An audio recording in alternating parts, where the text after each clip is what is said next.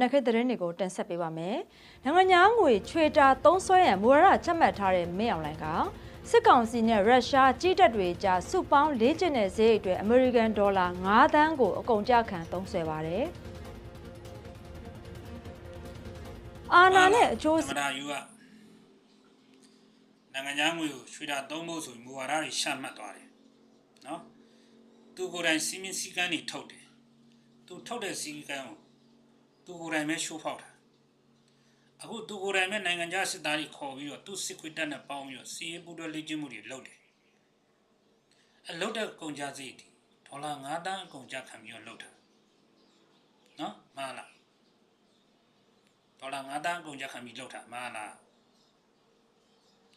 မင်းတို့ငါပြောပြမယ်တိုင်းပြည်ရဲ့ခေါင်းဆောင်ကောင်းတစ်ယောက်ဆိုတာကတိုင်းပြည်စီးပွားရေးတွေကျဆင်းနေတယ်ပြည်သူလူထုတွေဆင်းရဲဒုက္ခတွေရောက်နေတယ်။ခေါင်းဆောင်ကောင်းတစ်ယောက်ဆိုရင်တိုင်းပြည်စီးပွားရေးကျဆင်းတာတိုင်းပြည်စီးပွားရေးအတွက်အကျိုးရှိရှိသုံးမှာပေါ့။ပြည်သူလူထုတွေဒီလောက်ဆင်းရဲဒုက္ခရောက်နေတာပြည်သူလူထုအတွက်အကျိုးရှိရှိသုံးမှာပေါ့ကွာ။ခေါင်းဆောင်ကောင်းတစ်ယောက်ဆိုတာ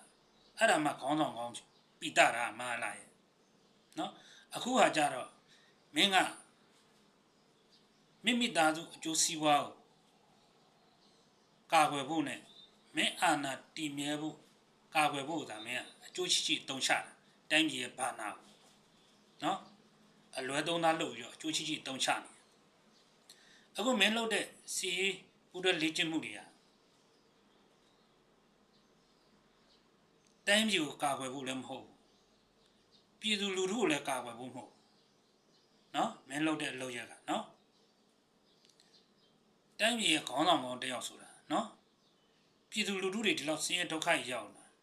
ပြည်သူလူထုတွေအကျိုးရှိရှိအသုံးချမှာပေါ့အမှားလားရဲ့တိုင်းပြည်ဒီလောက်စီးပွားရေးကျဆင်းနေတယ်တိုင်းပြည်အတွက်အကျိုးရှိရှိအသုံးချမှာပေါ့ကွာနော်အဲ့ဒါမှခေါင်းဆောင်ကောင်းပြီးတာမှားလားစောင့်ကြဖို့